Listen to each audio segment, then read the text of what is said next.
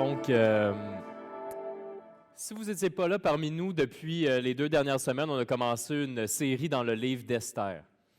Et le livre d'Esther, en fait, si on pouvait dire généralement, qu'est-ce qu'on peut retrouver?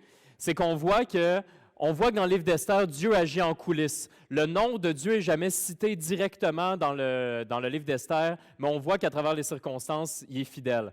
On voit que Dieu, malgré les tempêtes, il va accomplir son sauvetage, malgré des temps sombres, puis au travers des personnes, des croyants qui sont très, très, très imparfaits. Mais que Dieu se glorifie à travers toutes circonstances et est tout le temps présent parmi nous. Vous savez, l'avantage de la prédication textuelle, ce que c'est de la prédication textuelle, c'est de prendre un livre puis d'y aller comme de faire l'ensemble du livre au complet, c'est qu'on aborde des passages qui sont souvent plus difficiles. On aborde des réalités qui sont difficiles dans la vie parce que la Bible aborde aussi ces réalités-là. Parce que c'est vrai qu'il y a beaucoup de choses qui sont difficiles dans la vie et la Bible en parle. Par exemple, la semaine dernière, si vous étiez parmi nous, Rob Karsh a fait l'enseignement et a parlé de qui était Esther et de démontrer qu'Esther, une adolescente, s'est retrouvée dans une situation où quelqu'un des hommes en pouvoir, le roi Assuérus, s'est retrouvé dans son harem et qui avait essentiellement ce qu'on appellerait maintenant du trafic humain. Des centaines de jeunes femmes qui étaient tous au service d'une personne, au service complet, qui devaient offrir tout leur corps au complet et que c'est horrible en fait. Et la Bible ne passe pas à côté de ces choses-là, des réalités comme ça qui sont vraies, mais horribles comme le trafic humain. Et aujourd'hui, c'est non plus un message qui est facile parce que ça traite de choses encore plus sombres. Ça traite d'holocauste, de persécution, d'élimination d'un peuple complet ou en fait de trames pour essayer d'éliminer un peuple au complet. On va voir comment un ministre du nom du roi, qui s'appelle Aman, fait un plan diabolique pour éliminer tous les Juifs du royaume de Perse. Et ça, on le voit tout au long du livre d'Esther. Et ça nous amène à aborder un sujet qui est divisif, mais qui est essentiel. Ce sujet divisif, c'est la persécution du peuple de Dieu. Je dis que c'est divisif, peut-être que pour d'autres personnes, ça ne l'est pas. Moi, je sais qu'une chose qui est très importante, comme pour moi, c'est l'unité au sein de notre assemblée, la bonne entente au sein de notre assemblée, au sein de l'Église aussi avec un grand E en général, la bonne entente. Et la réalité, c'est que quand on dit que c'est divisif, c'est que dans les événements, on n'a pas nécessairement toute la même interprétation des événements qui nous entourent, de la situation dans laquelle on vit, dans le monde dans lequel on vit. On n'a pas nécessairement toutes les mêmes interprétations et nos réactions peuvent donc être très différentes. Et honnêtement, je loue encore Dieu. Je ne sais pas pendant combien d'années on va faire référence à la pandémie, mais je loue encore Dieu que la pandémie n'ait pas divisé notre assemblée parce que c'était des moments difficiles qui, encore une fois, auraient pu créer beaucoup de divisions. Et je crois que généralement, par contre, ça l'a mis en lumière qu'on n'est pas habitué ou on est peu habitué de vivre notre foi dans des contextes qui sont plus difficiles. C'est quelque chose que ça l'a révélé, je pense, de l'Église, en tout cas au Québec, puis peut-être aussi dans notre assemblée de certains points de vue. Mais gloire à Dieu parce que la parole de Dieu parle beaucoup, beaucoup de comment on peut vivre dans des temps plus sombres, comment on peut vivre notre foi dans des temps des fois qui sont plus difficiles. Et aujourd'hui, on va voir comment que la persécution du peuple de Dieu n'est pas seulement dans le livre d'Esther, mais tout au long de l'histoire aussi. On va voir aussi quelles sont des fois nos mauvaises réactions qu'on peut avoir face à des temps qui sont plus difficiles, mais à l'inverse, comment on peut s'accrocher à la fidélité de Dieu et comment il est présent avec nous aussi dans les temps qui sont plus difficiles. Le chapitre aujourd'hui qu'on va lire ensemble, c'est le chapitre 3 dans le livre d'Esther. Je vais vous encourager, si vous avez soit sur un téléphone ou dans votre Bible, de lire avec moi le chapitre 3. Si vous n'avez pas de Bible, c'est notre cadeau. On vous en donne une. Vous avez juste à lever votre main. Il y a quelqu'un qui va venir vous en prêter une, comme ça. Prêter, donner, en fait. Là. Vous n'avez pas besoin de nous la redonner après. Donc, Chris, il est là. Il peut vous la donner. Et on est au courant aussi que des fois, on ne sait pas trop, si je te dis, OK, on est dans le chapitre 3 du livre d'Esther, il y a 66 livres dans la Bible. Fait que si, à place que tu cherches pendant 10 minutes, si tu n'es pas trop au courant de où est-ce qu'on est exactement, si tu as la même Bible que moi ici en avant, celle qu'on distribue, c'est la page 345 de cette Bible-là ici. Donc, le chapitre 3 du livre d'Esther, page 345 de cette Bible ici. juste avant de rentrer dans le chapitre 3. Parce que quand Rob a fait le message la semaine dernière, il nous a parlé du roi Assuérus, il nous a parlé de la reine Vashti, il nous a parlé d'Esther. Et il y a un petit passage à la fin du chapitre 2 que je vais juste paraphraser. On ne va pas le lire au complet, mais c'est parce que ça va être important pour dans 2 semaines, lorsque je vais vous reparler en fait devant vous, dans 2 semaines. À la fin du chapitre 2, il y a quelque chose qui semble un peu anodin. On dirait que c'est comme juste un aparté qui n'a pas nécessairement rapport à ce moment-là, mais ça revient, c'est très important par la suite. Et ce qu'on voit à la fin du chapitre 2, c'est que Mardoché, qu'on va voir aussi un peu plus en détail, c'était l'oncle adoptif, mettons, de Esther, qui est proche de la porte où le roi y siège, et il entend comme un complot de 2 personnes qui s'appellent, je les ai les noms ici, je ne les ai pas retenus par cœur, Bigtan et Teresh, que c'était 2 serviteurs, 2 eunuques qui servaient pour le roi. Mardoché entend ça, il avise la reine Esther, et Esther en avise le roi. Et à ce moment-là, le complot n'a pas lieu et c'est noté en quelque part. Donc, ça dit tout cela fut enregistré par écrit dans les annales en présence du roi, donc dans l'espèce de livre qui traite de tout ce qui se passe dans le royaume. Et c'est juste comme une petite parenthèse qui semble être comme, il est arrivé cette affaire-là, mais vous allez voir à quel point on va voir dans 2 semaines la souveraineté de Dieu dans cet événement-là qui semble anodin, parce que tout de suite après, rendu au chapitre 3, on passe à d'autres choses, mais ça va revenir. Au chapitre 3, on commence avec le premier verset du chapitre 3, pour voir qu'est-ce qui se passe après ces événements. Donc, après ces événements, c'est ce que je viens de vous décrire, c'est lorsque il y a un complot qui est comme qui fonctionne pas contre le roi et que c'est noté en quelque part dans un journal. Donc, chapitre 3, verset 1. Après ces événements, le roi Assuérus accorda plus d'importance et de pouvoir à Aman, fils d'Ammédatha l'Agagite. Il lui donna une position supérieure à celle de tous les princes de son entourage. Tous les serviteurs du roi qui se tenaient à la porte du roi pliaient le genou et se prosternaient devant Aman, car cela correspondait aux ordres du roi à son sujet. Mardoché, cependant, ne pliait pas le genou et ne se prosternait pas. Les serviteurs du roi qui se tenaient à la porte du roi lui dirent « Pourquoi enfreins-tu l'ordre du roi ?» Comme ils le lui répétaient chaque jour et qu'il ne les écoutait pas, ils informèrent Aman de son attitude pour voir s'il persisterait dans sa décision. En effet, il leur avait dit qu'il était juif. Aman s'aperçut qu'effectivement Mardoché ne pliait pas le genou et ne se prosternait pas devant lui, et il fut rempli de colère. Cependant, il ne jugea pas suffisant de porter la main contre Mardoché seul, donc de tuer ou d'attaquer seulement Mardoché. En effet, on lui avait révélé à quel peuple celui-ci appartenait, et il chercha à exterminer tous les Juifs installés dans tout le royaume d'Assuérus, à savoir le peuple de Mardoché. Rob utilisait le terme la semaine dernière qui était comme frappant, là. C'est des petits gars. Hein? Mais tu sais, un petit gars avec quand on dit petit gars, je veux dire comme un manque d'immaturité complète, là, comme un enfant. Il dit, agenouille-toi, il ne veut pas. Il dit, là, je ne veux pas juste te tuer toi, je vais tuer tout ton peuple au complet.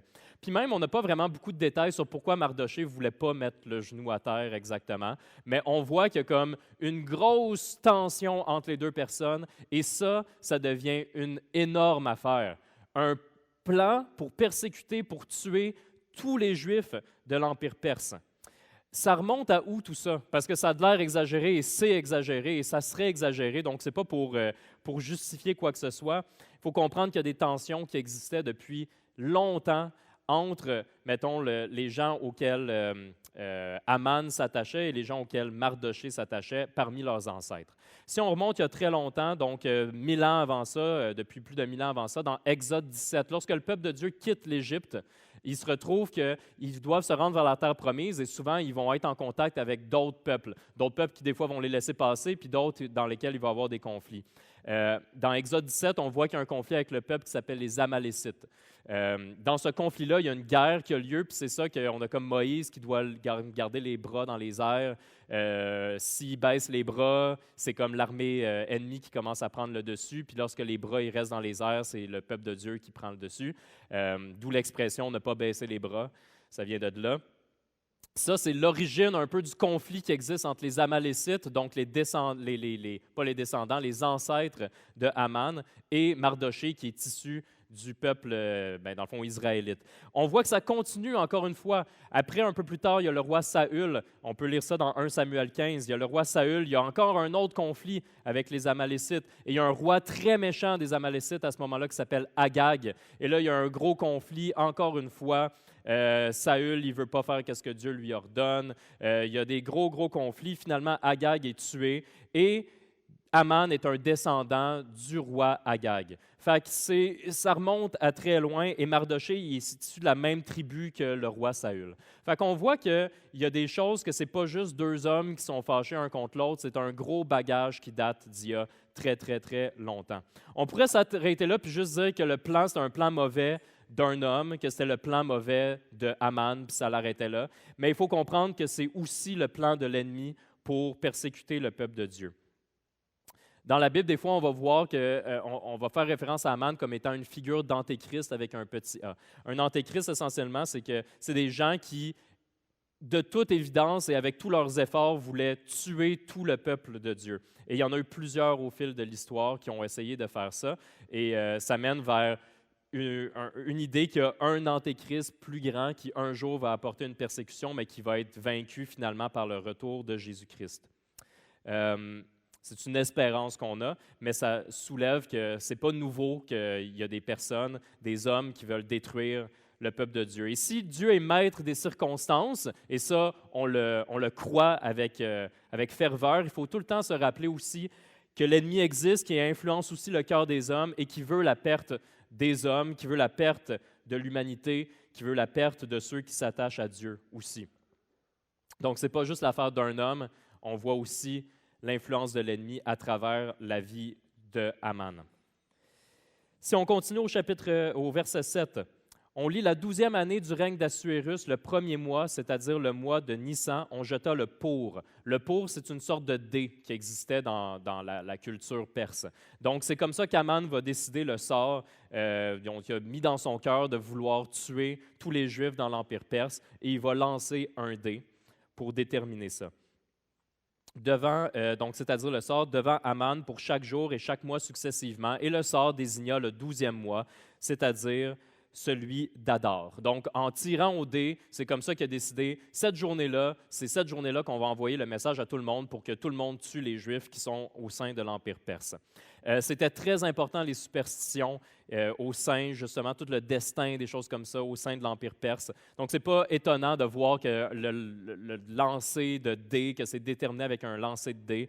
On a un espoir, en fait, que quand nous, on a peur du futur, qu'on ne sait pas trop, quand l'avenir est incertain, on pourrait aussi vouloir regarder des signes dans les astres ou essayer de deviner qu'est-ce qui va se passer. Mais notre seule assurance, la seule chose qu'on est sûr, c'est que Dieu est au contrôle. Puis on n'a pas besoin de s'inquiéter de l'avenir. On peut se confier en lui en ce qui a trait à l'avenir. On peut se confier à Dieu. Dieu s'occupe de l'avenir et nous supporte pleinement dans le présent. Et maintenant, on va voir comment Aman a réussi à convaincre ça. Parce que, tu sais, ça serait une chose si c'était lui qui avait comme dit « OK, je vais faire ça », mais comment tout le monde a dit « Ah oui, c'est une bonne idée, on va faire ça ». Hein, comment tout le monde est rentré un peu dans cette idée-là complètement folle que lui avait décidé dans son cœur.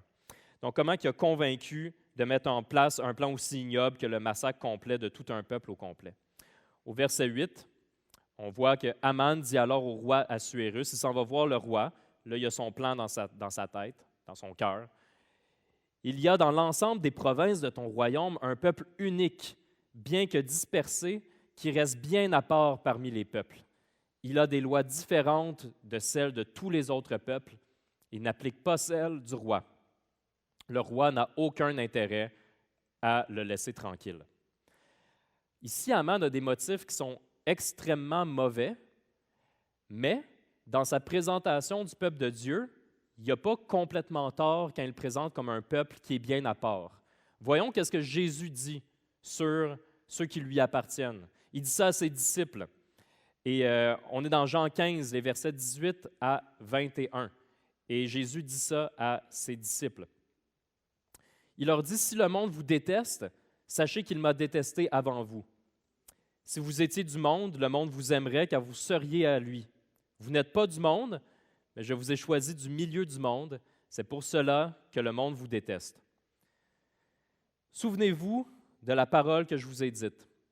Le serviteur n'est pas plus grand que son Seigneur. S'ils m'ont persécuté, ils vous persécuteront aussi. S'ils ont gardé ma parole, ils garderont aussi la vôtre.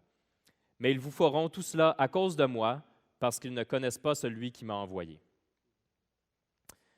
Donc, Jésus est d'accord comme quoi qu'on est un peuple qui est à part, un peuple qui lui appartient. On est les enfants de Dieu, on est rachetés par Jésus. Et si on est persécuté, soyons persécutés parce qu'on s'attache aux enseignements de Christ et soyons rejetés parce qu'on s'attache à un Dieu que plusieurs personnes détestent, en fait. Vous n'êtes pas du monde, c'est nous, ça. Comme la gang de pas du monde. On n'est pas du monde. Dans le temps d'Esther, les Juifs, ils ne représentaient pas une menace pour le royaume perse. Quand on voit comment ils vivaient, ils n'étaient pas rebelles, ils se soumettaient à l'autorité, ils vivaient paisiblement, ils voulaient vivre leur foi paisiblement. Quand le roi mettait des choses en place, ils suivaient quand même ce que le roi avait mis. C'est quoi le motif qui est utilisé par Aman? Ce peuple est un peuple à part, un peuple unique, un peuple qui respecte les autorités, mais qu'est-ce qu'il va dire au roi pour le convaincre? Il va aller chercher son concept de royauté. C'est un peuple qui considère que l'autorité suprême, ce n'est pas le roi, mais que c'est le Dieu de l'univers. Et c'est là la chose qui est venue chercher le roi. Parce que le roi, quand il s'est fait dire, OK, fait que, dans le fond, il ne va pas obéir à tout ce que je veux, à toutes les choses que je pourrais lui demander. Non, ça se pourrait que non, si ça va à l'encontre de ce que Dieu leur demande. Et Aman continue au verset 9 en présentant ça au roi. Il dit, « Si donc tu le juges bon, qu'on donne par écrit l'ordre de les faire disparaître. Ce sont 300 tonnes d'argent que je remettrai aux fonctionnaires pour le trésor du roi. » Et le roi retira l'anneau de sa main et le donna à Aman, fils d'Amadéta, l'Agagite, qui était l'adversaire des Juifs. Il lui dit, « L'argent et ce peuple sont à ta disposition, fais-en ce que tu voudras. » En donnant son anneau, c'est comme s'il lui donne comme plein pouvoir, comme « Vas-y, tu peux agir en mon nom, tu peux faire ce que tu veux, voici de l'argent, puis là, comme « Vas-y. » Il lui donne carte blanche. Et là, le plan commence à se mettre en place, au verset 12. On convoqua les secrétaires du roi le 13e jour du premier mois et l'on écrivit un message en tout point conforme aux ordres d'Aman et adressé au... le mot, là, je l'ai comme enlevé, là, sans faire exprès, là, mais il y a comme un mot, si vous le lisez avec moi, que des fois on ne comprend pas nécessairement, là, puis c'est genre, ça commence par S, là, les serpes. C'est quoi? Satrape, OK? Là, je le lisais, j'étais comme, je ne sais pas c'est quoi un satrape. C'est un gouverneur, OK? Fait que, il l'envoie au gouverneur du roi, au gouverneur de chaque province et au chef de chaque peuple, à chaque province dans son écriture et à chaque peuple dans sa langue. Le message fut écrit au nom du roi Assuérus et l'on y apposa l'empreinte du roi. Les lettres furent envoyées par l'intermédiaire des coursiers dans toutes les provinces du roi. Elle disait qu'il fallait en un seul jour, le 13e du 12e mois, c'est-à-dire le mois d'Adar, exterminer, massacrer et supprimer tous les Juifs, jeunes et vieux, petits-enfants et femmes, et procéder au pillage de leurs biens. Une copie du document devait être donnée avec force de loi à chaque province et être communiquée à tous les peuples, afin qu'ils soient prêts pour ce jour-là. Les coursiers partirent sans tarder sur ordre du roi. L'édit fut aussi proclamé à Suse, la capitale, et tandis que le roi et Aman s'installèrent pour boire, la ville de Suse était plongée dans la consternation. Le contraste est sidérant. Aman et Xerxès échangent un petit verre, sont contents d'avoir bien géré le peuple qui était un danger lorsqu'il n'en était pas vraiment un. Et pendant ce temps, le peuple juif pleure pendant qu'eux, ils boivent. Un autre exemple frappant d'hommes en pouvoir qui sont fous et qui passent des lois folles sans avoir la moindre résistance. J'ai vu un documentaire un jour sur comment l'Holocauste avait été planifié par des hauts placés nazis. Et ce qui était le plus dégueulasse, c'est la froideur et le côté administratif de la question. De se dire un peu de la même façon, on veut exterminer un peuple au complet, maintenant parlons de ce serait quoi la façon la plus efficace de le faire. D'où les chambres à gaz, d'où les trains, amener les trains. Voici ce qu'on va faire. Ça, c'est très froid, c'est comme aseptisé. On va faire ça de cette façon-là. C'est comme ça qu'on va le faire. Ce qui est assez incroyable, c'est qu'il y a eu ensuite un procès après la Deuxième Guerre mondiale, en 1946, à Nuremberg, où des officiers nazis, des personnes en pouvoir ont été jugées coupables et ont reçu la peine de mort. Et quand il y a eu ce virage-là de situation, une des personnes qui avait été accusée disait que c'était comme la fête de Purim en 1946. La fête de Purim, c'est juste pour vous dire que ça va être la conclusion du livre d'Esther. Je vole des punchs, mais c'est ce qu'on va voir au chapitre 8. Lorsque la situation va être renversée et que finalement, ce n'est pas ça qui va se passer, il n'y aura pas une destruction complète du peuple juif, mais au contraire, ça va se renverser vers Aman et les personnes qui voulaient les persécuter. Bien, c'est comme si c'était passé la même chose un peu à Nuremberg, même s'il y a eu quand même un énorme massacre dans ce cas-ci. Mais des années plus tard, la même référence était présente chez quelqu'un qui connaissait la loi juive, puis que la loi de Purim existe encore, par exemple, chez les Juifs, la fête de Purim, qu'on va revenir plus tard.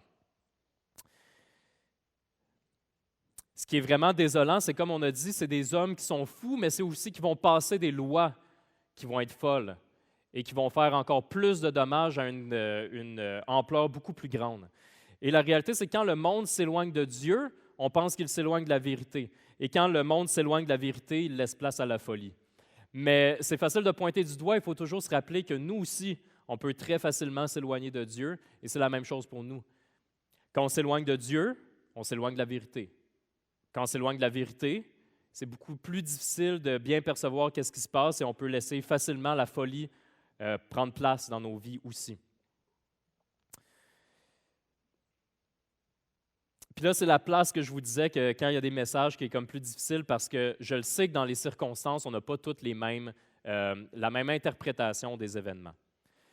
Mais il faut quand même reconnaître qu'il y a une tendance lourde sur le fait on est dans une société qui est post-chrétienne. Et ce que ça veut dire, c'est que de plus en plus, la société veut s'éloigner un peu plus des valeurs qui sont chrétiennes. Et c'est logique de s'attendre à faire face à plus d'adversité dans le futur. Je ne dis pas sous quelle forme d'adversité. Je ne veux pas dire que c'est la même chose, mettons, que c'est pareil comme l'adversité que Esther a pu vivre, qu'on parle d'une destruction complète d'un peuple.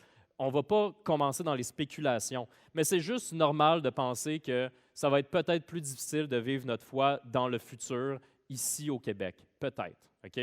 Si la société, en général, a un consensus qui souhaite s'éloigner des vérités enseignées dans la parole de Dieu, c'est normal que notre foi va peut-être être plus difficile à vivre ou d'avoir un peu plus d'obstacles.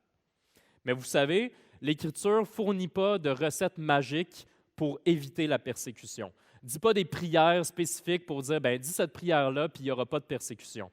L'Église est née au cœur de la persécution. Les premiers apôtres, les premiers disciples étaient persécutés. Notre Sauveur Jésus-Christ est mort par la persécution. C'est dans l'ADN de l'Église. Ce n'est pas quelque chose qu'on souhaite, ce n'est pas quelque chose qu'on veut, ce n'est pas quelque chose qu'on recherche, mais la réalité, c'est que ce n'est pas une nouveauté. Puis la Bible en parle avec un peu partout. Et Jésus, lui, qu'est-ce qu'il nous dit? Qu'est-ce qu'il nous exhorte à faire? Jésus nous exhorte à être la lumière du monde pour que nos vies lui rendent témoignage à lui, pas nos vies nous-mêmes. Ce n'est pas nous de se glorifier avec nos propres vies, c'est que nos vies lui rendent témoignage à lui et qu'ainsi d'autres personnes puissent découvrir Dieu. Et ce qui se passe, c'est inconfortable quand les choses deviennent un petit peu plus ténébreuses, un petit peu plus sombres, mais si vous étiez parmi nous lors de la cérémonie des chandelles, quand tout est sombre, puis qu'il y a une petite lumière, tout le monde regarde la lumière. Et quand tout est clair et qu'il y a comme une petite lumière, on voit moins la petite lumière. Ce n'est pas une réalité nécessairement qui est facile à vivre. On lutte contre ça parce qu'on ne veut pas vivre ça. On ne veut pas vivre dans des temps plus sombres. On ne veut pas vivre avec des obstacles. C'est plus difficile, c'est moins sécuritaire. Mais la réalité, c'est que des fois, les petites lumières, ils brillent plus. Ce n'est pas pour rien non plus qu'on est à Saint-Jérôme. Ce n'est pas parce que c'est une ville que c'est facile. C'est une ville qui a beaucoup de ténèbres, qui a beaucoup de difficultés, qui a beaucoup de toxicomanie, d'itinérance, de prostitution, de tout ce que vous voulez. Mais la réalité, c'est qu'on pense que l'Église peut briller plus fort ou briller, puis même si c'était dans une autre circonstance, on veut briller ici à Saint-Jérôme, même si ce n'est pas tout le temps facile. Mais lorsqu'on arrive dans des situations qui sont moins confortables, on peut avoir plusieurs réactions qui vont arriver. Des réactions aussi émotives, souvent, parce qu'on est des êtres émotionnels. Dieu nous a créés avec des émotions. Mais des fois, c'est des émotions qui ne sont pas nécessairement à notre honneur, puis que des fois, on réalise comme « Oh boy, je me suis comme éloigné de Dieu là-dedans » ou « Pourquoi j'étais plein d'anxiété? Pourquoi j'étais plein de colère? Pourquoi je voulais juste fuir tout ça? » Dieu nous crée avec des émotions et ça peut être bon de pouvoir analyser ces émotions-là. Des fois, on n'est pas capable par nous-mêmes, mais c'est une des beautés de l'Église locale, c'est une des beautés aussi des frères et sœurs, des fois se dire comme « Ah, je vois que tu sembles être vraiment stressé en ce moment, est-ce que tu veux en parler? » Puis des fois, ce que ça révèle, ces émotions-là, c'est que ça peut révéler des faux espoirs qu'on a. Ça peut révéler des mensonges qu'on se raconte au lieu de croire aux promesses de Dieu. Puis là, je vais nommer quelques réactions. OK? Puis quand je vais nommer quelques réactions par rapport aux temps plus difficiles, ce n'est pas pour identifier une personne en particulier, mais peut-être que vous allez faire « Ah, ça, c'est plus ma réaction ». Puis c'est normal parce qu'on a des caractères qui sont différents. Puis des fois, quand on apprend à se connaître, on réalise que genre, ah, quand je m'éloigne de Dieu ou quand je commence à être moins proche de Dieu, c'est ça ma réaction, genre ma go-to. C'est comme ça habituellement que ça l'arrive. Fait que je vais en nommer. Moi, je le sais où je suis situé là-dedans. OK? Ceux qui me connaissent, ils le sauront aussi. Puis vous aussi, vous allez peut-être être dans différents endroits à travers ça. Fait que comment pas répondre? Quelles sont les mauvaises émotions qui pourraient ressortir? Une mauvaise attitude qui pourrait ressortir, c'est être condescendant. Tu sais, par exemple, Esther, ou quand Aman a décidé de faire ça, donc un homme qui consulte le roi puis qui dit « on va détruire le peuple juif », ça serait facile de dire pour les Juifs qui étaient là « ah, les maudits Perses ». Puis là, de rentrer de devenir raciste ou de prendre tout un côté complet puis de dire tous ceux-là sont tous comme ça, puis de devenir très condescendant.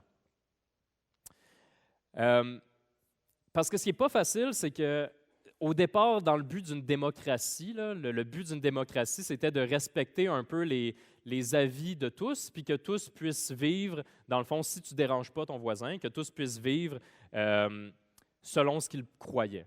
Pour éviter un peu des abus, parce que quand on voyait qu'il y avait un roi ou genre un empereur ou un dictateur qui était au contrôle, ben c'était comme lui il veut ça, ça l'affecte tout le peuple au complet. Fait qu'il y a des bonnes choses à la démocratie. Le problème, par contre, c'est que parfois, on veut avoir le droit de penser différemment, on veut que d'autres personnes aussi ont la liberté de penser différemment, puis on ne veut pas qu'ils soient persécutés pour ça, puis on ne veut pas être persécutés non plus pour ça. Mais je vais vous donner un exemple qui est vraiment comme de base. Lorsque j'écoutais le message la semaine dernière de Rob, bien Rob a présenté, et là je prends un exemple, pas pour être controversé, mais c'est parce que probablement que dans les prochaines années, ça se pourrait que ça devienne plus difficile. Rob a parlé des hommes et des femmes la semaine dernière. Rob a dit que, par exemple, le roi Assuérus, les personnes qui étaient en pouvoir, qu'ils utilisaient mal le pouvoir qu'ils avaient, que ces hommes-là avaient... que les hommes, on a le devoir de protéger, que lorsqu'on est plus fort aussi, on a une situation de pouvoir, c'est de protéger les autres personnes qui sont devant nous, de protéger les enfants, de protéger nos femmes, de protéger les femmes, de protéger les autres hommes aussi qui sont soit plus faibles, de protéger les malades. Je ne pense pas que c'est controversé de dire ça. Je suis content qu'on puisse le dire. Moi, ça ne me dérange pas. À la limite, peut-être que quelqu'un pourrait dire que c'est rétrograde ou que c'est dépassé, puis que c'est une idée de la masculinité qui est trop vieille, puis ça finirait là. Mais peut-être que d'autres personnes pourraient entendre ce même message que Rob a fait et penser que c'est un discours haineux. Je ne pense pas que ce l'est. Mais ça se pourrait. Peut-être qu'il y a des personnes qui diraient, ben moi, je me vois pas dans cette idée-là qui est comme très binaire d'avoir des hommes et des femmes. Et sans dire que c'est une doctrine essentielle, mettons que c'est comme la base de notre foi, il reste quand même que c'est correct, puis on veut pouvoir parler que c'est une belle chose que Dieu a créé des hommes et des femmes. On ne va pas s'empêcher de le dire. Ça ne veut pas dire non plus qu'il faut être désagréable en disant à d'autres personnes qui n'ont pas le même avis, de comme tout le temps les confronter sur la raison, mais en même temps, on veut avoir la liberté de pouvoir le dire sans être nécessairement persécuté. Peut-être qu'on ne sera pas persécuté aussi, mais c'est tout le temps de dire, si on est en désaccord avec quelque chose, de regarder notre cœur et se demander, est-ce que c'est par un motif de haine, de condescendance qu'on n'est pas d'accord, ou c'est parce qu'on veut juste s'attacher aux enseignements de Christ, on veut juste comme suivre ce que Christ dit et pouvoir le faire tout simplement en paix. La haine, vous savez, c'est pas un fruit de l'esprit. La haine, c'est un résultat de la chute, du péché. Ce que la Bible nous enseigne, c'est d'avoir de l'amour les uns pour les autres, pour les gens de l'extérieur. Dans Matthieu 5, 44, Jésus dit, « Mais moi je vous dis, aimez vos ennemis, bénissez ceux qui vous maudissent, faites du bien à ceux qui vous détestent et priez pour ceux qui vous maltraitent et qui vous persécutent. » Ce pas des choses qu'on est capable par nous-mêmes, mais par l'Esprit. Ça nous dit qu'on est capable de faire ça, que le fruit de l'Esprit, c'est la bienveillance. On a le droit d'être outré sur certaines choses ou en colère par rapport à d'autres choses ou par rapport à des injustices, mais lorsque ce que vous ressentez dans votre vie, c'est que vous commencez à détester ou à être condescendant envers certaines personnes, ce n'est pas ce que Jésus veut pour nous ou pour vous, pour moi. Un autre mauvais fruit, une autre mauvaise réaction, c'est la colère. Il y a une juste colère face à l'injustice qu'on peut mettre en action lorsque quelque chose n'est pas juste, puis qu'on se dit, on va mettre des choses en place pour essayer d'aider cette situation-là, lorsqu'il y a des abus. Peu importe ces choses comme ça, il peut y avoir une juste colère. Puis devant la folie du monde, ça peut être facile de se mettre en colère. Par contre, ce que ça ressort souvent, c'est une idée d'anxiété. Il y a une anxiété qui peut devenir très, très, très paralysante pour plusieurs. De s'inquiéter pour l'avenir, de prendre beaucoup de temps à dénoncer, à communiquer tous les plans qui arrivent contre Dieu, de dire il y a plein de corruption, puis de spéculer sur il va se passer ça, il va se passer ça, il va se passer ça. Et moi, ce que je vous exhorte à faire dans ce temps-là, c'est qu'est-ce que vous ressentez dans votre cœur. Et quand je fais des suivis avec des gens, habituellement, ce qui est dans le cœur, dans ces situations-là, c'est du stress, de l'anxiété. C'est d'essayer de dire je n'ai pas le contrôle sur l'avenir, ce qui est vrai, on n'a pas le contrôle sur l'avenir. Fait qu'on essaie de dire, d'avertir qu'il va se passer telle affaire, puis d'essayer de spéculer sur qu'est-ce qui pourrait se passer, au lieu de faire confiance à Dieu pour l'avenir. C'est quoi l'utilité des informations à partager? Est-ce que ça l'aide vraiment votre piété personnelle? Est-ce que ça l'aide à marcher avec Christ? Est-ce que ça l'aide le développement spirituel? Etc. On sait que le monde est corrompu, mais ça ne veut pas nécessairement dire, même en le sachant, ça ne veut pas dire que ça va vous aider à traverser des moments qui sont plus difficiles. Je ne suis pas prophète, OK? On ne fait pas de prophétie ici sur l'avenir. Et si vous me connaissez, ce n'est vraiment pas mon genre de vouloir comme prévoir qu'est-ce qui pourrait se passer. Mais je vais vous faire la prédiction que dans les 10 prochaines années, si ça vous stresse déjà ou que vous avez toujours l'impression que vous voulez voir les complots qui pourraient arriver ou quoi que ce soit, bien, dans les 10 prochaines années, ça risque de juste s'amplifier. Et c'est juste d'un point de vue très réaliste. OK? Puis là, je vais nommer des choses parce que là, il y en a qui s'abreuvent de plein de choses ou qui regardent plein de choses. Mais bref, si vous avez déjà entendu parler d'agenda mondial 2030, si vous avez déjà entendu parler de toutes ces choses-là, bien, plus on va s'approcher de 2030, puis plus ça risque d'être présent. Puis plus ça risque de vous stresser si ça vous stresse déjà. Ce n'est pas pour fermer les yeux ou quoi que ce soit, c'est juste pour dire que si ce que vous ressentez, c'est de l'anxiété, ce n'est pas ce que Jésus il veut pour vous dans vos vies. L'autre chose aussi, c'est que non seulement plus on va s'approcher de 2030, mais qu'est-ce qui va se passer en 2030, 2031, 2032, 2033? Bien, ça va faire 2000 ans que Jésus a commencé son ministère, 2000 ans que Jésus a été baptisé, 2000 ans que Jésus est mort, 2000 ans que Jésus est ressuscité, 2000 ans qu'il y a eu la Pentecôte. Et croyez-moi qu'il va y avoir des gens qui vont sauter sur chaque occasion, des gens qui vont des fois se dire chrétiens pour prévoir que le retour de Jésus va se faire à tel moment. Puis d'après moi, il va y avoir de plus en plus de prédications, pas de prédications, mais de prévisions sur le retour de Christ. Et si on fait juste être attaché à ça pour les 10 prochaines années, de tout le temps dire « Ah, là, c'est de plus en plus sombre, là, Christ il va revenir bientôt. » Puis là, on écoute des gens qui vont nous dire que Christ il va revenir bientôt. Bien, dans tous les cas que j'ai vu ça, quand ça l'arrivait, bien, c'était jamais nécessairement bon pour la personne. Et souvent, c'était un éloignement de Dieu. La personne sentait de plus en plus d'anxiété et ne se fiait plus à l'idée que Dieu est au contrôle. Dieu n'a pas perdu le contrôle. Si on est en colère contre le monde, Paul nous dit dans 1 Corinthiens 5, « Est-ce à moi, en effet, de juger les gens de l'extérieur? N'est-ce pas ceux de l'intérieur que vous devez juger? » Par là, je veux dire, en Église, de s'entraider mutuellement, de se ramener vers Christ. Les gens de l'extérieur, Dieu les jugera. Ça ne nous appartient pas. Le fruit de l'esprit, c'est la paix quand on s'attache à Dieu. Et Maintenant, il y a la dernière, ou en tout cas, il y a plein d'autres, probablement, émotions qu'on pourrait ressentir, mais c'est d'ignorer tout ça, de ne pas vouloir y penser, de vouloir fuir, ok? De se dire, tout le monde exagère. Ça n'a pas rapport, là, genre, il n'y aura rien. Ok? Puis c'est là qu'on peut avoir des visions très différentes par rapport aux circonstances, des interprétations qui sont très différentes. Et probablement que des fois, il arrive un moment que ça devient évident. Mais quand c'est comme pas évident, ben, on pourrait juste dire, bah, je ne veux pas penser à ça. Je verrai quand ça arrivera. Mais de l'autre côté, il faut quand même reconnaître que probablement, quand je vous dis que probablement que ça va être peut-être plus difficile ou que vous allez avoir plus d'opposition quand vous allez pouvoir vivre votre foi dans les prochaines années. Je pense que c'est réaliste de le penser. Je ne le sais pas, ça va se faire de quelle façon, je ne le sais pas, je ne veux pas commencer à spéculer sur ça, mais je vais juste vous dire qu'il y a des façons de se préparer et de toute façon, persécution ou non, la parole nous exhorte à s'attacher à Christ et tout le temps se préparer pour le rejoindre, se préparer pour le rencontrer. On appelle ça le processus de sanctification, de s'accrocher à Dieu. Donc, se préparer, ça devrait tout le temps faire partie de qu'est-ce qu'on veut. On veut tout le temps s'approcher de Dieu. Dans 1 Pierre 5,8, Pierre nous exhorte, il dit « Ne vous laissez pas distraire, soyez vigilants. Votre adversaire, le diable, rôde autour de vous comme un lion rugissant qui cherche quelqu'un à dévorer. » Donc, dans nos vies personnelles aussi, il faut tout le temps être prêt. Il ne faut pas seulement être comme passif puis faire comme « c'est pas grave, il n'y a pas de problème », de chercher la fuite. Mais là où ça devient difficile, c'est comment on se prépare pour quelque chose qu'on n'a pas le contrôle, parce que je vous le répète, on n'a pas vraiment le contrôle sur l'avenir. Et parfois, on veut essayer de contrôler les situations extérieures, fait qu'on essaie de mettre des choses en place, puis on se dit, ah ben si je prie cette prière-là qui va empêcher la persécution, ben là, je suis comme en contrôle.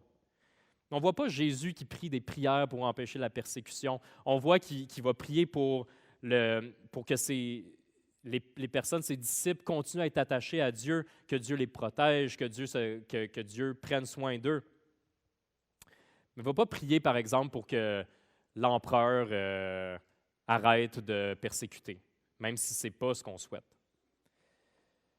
On veut se rappeler que Dieu demeure au contrôle. Une chose qu'on peut contrôler, c'est de vouloir vivre par l'Esprit, de méditer et s'attacher aux promesses de Dieu dans la parole, de vouloir grandir à l'image de Christ. Bref, en gros, c'est de s'exercer à la piété, peu importe les circonstances des temps. Les circonstances des temps ne devraient pas changer. Qu'est-ce qu'on devrait faire? De s'attacher à Dieu, de grandir à l'image de Christ. Donc, comment répondre? Bien, il y a plusieurs choses que la Bible nous enseigne par rapport à ça. Premièrement, on voit que Christ, il reste tout le temps centré sur la parole de Dieu, sur la prière. Il va tout le temps prendre du temps à part pour aller parler à Dieu, parler à son Père. Puis pas juste quand ça va mal, pas juste quand ça va bien, tout le temps. On le voit dans des moments comme de début de ministère pour Jésus, puis on le voit aussi au jardin de Gethsémani avant qu'il soit arrêté, qui pleure puis qui parle à son Père, qui veut prendre du temps dans la prière avec Dieu. Quelle autre bonne chose aussi nous avons? On a l'Église locale. On n'a pas à vivre chacun de son côté. Lorsqu'on s'éloigne de Dieu, on peut s'entraider aussi les uns les autres, mais aussi on peut continuer à s'exhorter, à se rappeler c'est quoi la vérité, à rester ensemble, à prier les uns pour les autres. C'est une beauté qu'on a d'avoir, une bénédiction qu'on a d'avoir l'Église locale. Et il ne manque pas non plus d'exemples de foi dans la persécution. L'apôtre Paul dit dans 2 Corinthiens 12:10, quelque chose qui est difficile à saisir, honnêtement. Là. Paul qui est en prison, qui vit la persécution comme tout le temps. Puis Paul dit, c'est pourquoi je me plais dans les faiblesses, dans les insultes, dans les détresses, dans les persécutions, dans les angoisses pour Christ, car quand je suis faible, c'est alors que je suis fort. Moi, honnêtement, je comprends. Tu sais, comme, je suis édifié de ça, mais je ne peux pas dire que je comprends ça. Que j'écrirais, je me plais dans mes faiblesses, je me plais dans les persécutions, je me plais dans les angoisses pour Christ. Mais je n'ai pas vécu la persécution non plus comme Paul l'a vécu. Et des fois, je pense que c'est une des choses qui est un peu spéciale, c'est que on se demande, moi en tout cas, je me demande, est-ce que je vais être capable de m'attacher aux promesses de Christ, même quand les choses vont devenir plus difficiles? Puis la réalité, c'est de le voir mal. C'est que je me dis, est-ce que moi, je vais être capable de passer à travers ça? C'est de mettre complètement de côté l'Esprit Saint qui est en nous. C'est de penser que c'est par mes propres forces. Ben non, je ne serai pas capable. Par mes propres forces, je ne serai pas capable. Non, je ne peux pas supporter les angoisses, je ne peux pas supporter les persécutions, je ne peux pas supporter les angoisses pour Christ, les insultes. Je ne suis pas capable par moi-même. Mais on a plein d'exemples. On a Paul ici, qu'on vient de parler. On a le martyr Étienne. Étienne qui va partager devant le Sanhédrin, devant le conseil juif, qui va parler de Jésus-Christ d'une manière incroyable. Et tout le long de son témoignage, ça dit « l'Esprit est en lui ». Et finalement, le Sanhédrin se rassemble, puis lui lance des pierres, puis il meurt lapidé. Mais Étienne, rempli du Saint-Esprit, fixa les regards vers le ciel et vit la gloire de Dieu et Jésus debout à la droite de Dieu. Il dit, je vois le ciel ouvert et le Fils de l'homme debout à la droite de Dieu. Puis il va même demander à Dieu de pardonner les gens qui sont en train de le tuer, comme Jésus aussi l'a fait, de pardonner les gens qui sont en train de le tuer à la croix. C'est impossible de faire ça, mais ce n'est pas pour rien que ça nous dit que Étienne est rempli du Saint-Esprit. Dieu lui donne ce qu'il a besoin au moment où il en a besoin. On a une jeunesse les vendredis soirs, et il y a un mois à peu près, il y a un des leaders jeunesse qui parlait de l'anxiété. Puis il a pris une image que ça fait un mois, puis que j'arrête pas de penser. Il parlait de l'histoire d'une femme qui s'appelle Corrie ten Boom, qui était dans les Pays-Bas pendant la Deuxième Guerre mondiale. Puis elle était chrétienne. Puis dans sa ville, il y a des Juifs qui étaient comme persécutés par les nazis. Fait qu'elle et sa famille, ils ont caché plein de personnes juives dans leur maison pour les protéger des nazis. Et Corrie ten Boom, dans sa biographie, elle parlait à son père, puis elle disait, « Papa, là c'était évident qu'il allait avoir une persécution. C'était présent. C'était pas genre de la spéculation. Là. Les nazis étaient dans la ville, puis ils tuaient les Juifs. Puis en les cachant, elle disait, « Papa, je serai pas capable. Quand les nazis vont m'arrêter, puis ils vont me dire, est-ce que tu as des Juifs avec toi? Je serai pas capable.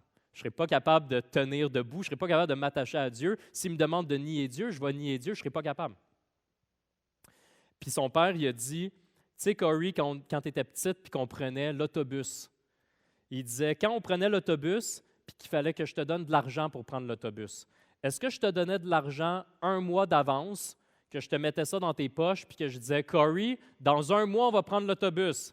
Perds pas l'argent. » Non. Il dit, pourquoi? Ça m'aurait stressé. Pendant un mois, genre, j'ai-tu encore l'argent? J'ai-tu ce que j'ai de besoin? Il dit, quand est-ce que je te donne l'argent? Il dit, au moment nécessaire. Mais c'est ça. Avant de rentrer dans l'autobus, je te donne l'argent pour que tu puisses rentrer dans l'autobus. Puis, je crois que c'est cette chose-là qu'il faut mettre notre espérance, c'est que Dieu dit qu'il est fidèle et qu'il va nous donner tout ce qu'on a besoin, qu'il va nous donner son esprit à la mesure dont on a besoin pour remplir les épreuves qui vont être devant nous.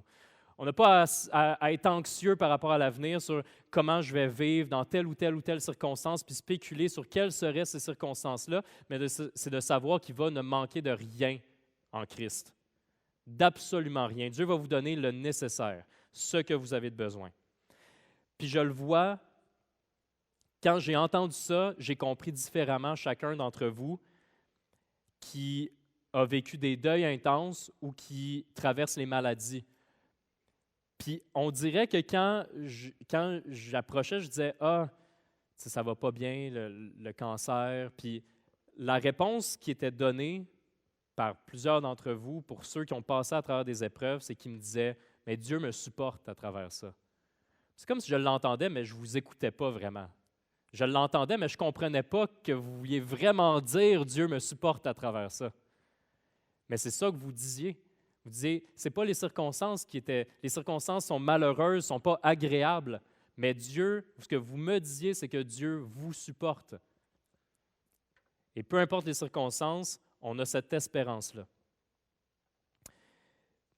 Puis je vais finir en prière en fait, mais je vais vous parler de Christ, qui est le modèle parfait par rapport à son attachement à Dieu dans la persécution. Quand j'étais plus jeune, Je comprenais que Jésus était mort pour mes péchés, mais je ne comprenais pas vraiment qu'est-ce que ça voulait dire. D'un certain point, je me disais, bon, ben, Étienne aussi a été persécuté, puis il est mort. Puis Paul, il a été persécuté, puis il est mort. Puis maintenant, aujourd'hui, en 2024, il y a des gens dans le monde qui sont persécutés pour leur foi, puis qui sont morts. Mais Jésus, c'est différent. Pourquoi? Qui est un exemple encore plus parfait de son attachement à travers la persécution, c'est que Jésus est en relation parfaite avec Dieu avant la création du monde. Avec le Saint-Esprit, Dieu, Jésus, la Trinité, parfait ensemble. Et à la croix, lorsqu'il est mort pour notre péché, Jésus dit à son Père, mon Père, pourquoi m'as-tu abandonné? Pour la première fois de son existence éternelle, il y a une déconnexion avec son Père. Pourquoi? Parce qu'il subit la colère de Dieu et il porte sur lui le péché, pour que le péché meure à la croix, et ensuite il ressuscite. Parce que Jésus a fait ça, ça veut dire que nous, on a l'espérance que parmi les plus grandes persécutions qu'il pourrait avoir, parmi les plus grandes épreuves, dans la maladie, dans le deuil, dans toutes circonstances, il n'y a rien qui peut nous arracher de Dieu.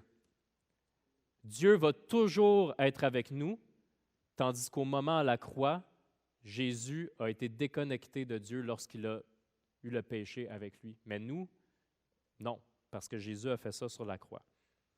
Rien ne pourra nous séparer du Père, peu importe les circonstances.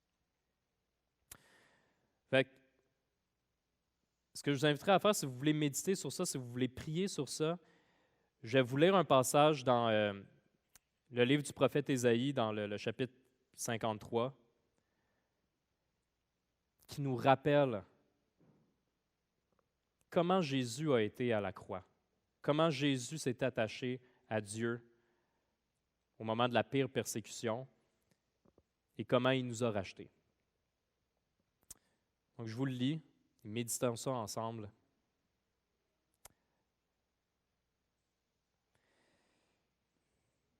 Méprisé et délaissé par les hommes, homme de douleur, habitué à la souffrance, il était pareil à celui face auquel on détourne la tête. Nous l'avons méprisé, nous n'avons fait aucun cas de lui. Pourtant, ce sont nos souffrances qu'il a portées, c'est de nos douleurs qu'il s'est chargé. Et nous l'avons considéré comme puni, frappé par Dieu et humilié.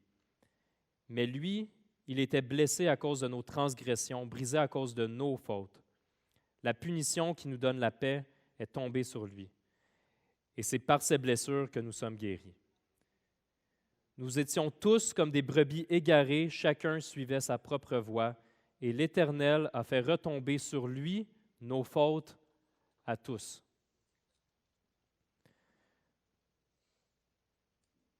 Seigneur, oui, merci. Merci Jésus.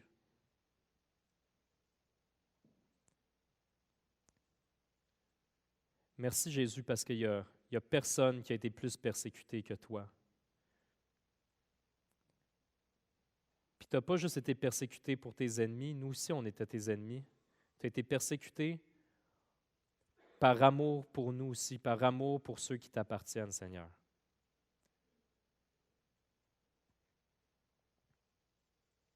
Tu as porté nos fautes. On est aussi responsable de cette persécution-là. Tu devais mourir à la croix pour nos péchés, et tu l'as fait. Mais Seigneur, on veut te rendre gloire pour cette grâce imméritée qu'on ne méritait pas, mais que tu as fait pour nous par amour, Seigneur. Puis je te prie pour moi, je te prie pour notre assemblée, je te prie pour tous et chacun, que peu importe les circonstances, on ne veut pas être fataliste, on ne veut pas être trop optimiste, on veut juste s'attacher à toi, Seigneur, peu importe les circonstances.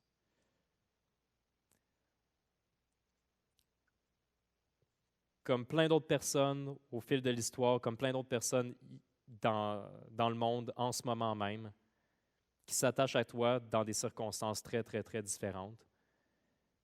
Mais tu t'es trouvé fidèle dans toute l'histoire. Tu es fidèle maintenant et tu vas être fidèle jusqu'au retour de Christ, Seigneur. Tu vas être fidèle dans tes promesses aussi pour l'éternité avec nous. Merci, Seigneur. Puis on veut te louer maintenant, on veut te rendre grâce, on veut te rendre gloire pour ce que tu as fait pour nous. Merci. On te prie au nom de ton Fils Jésus.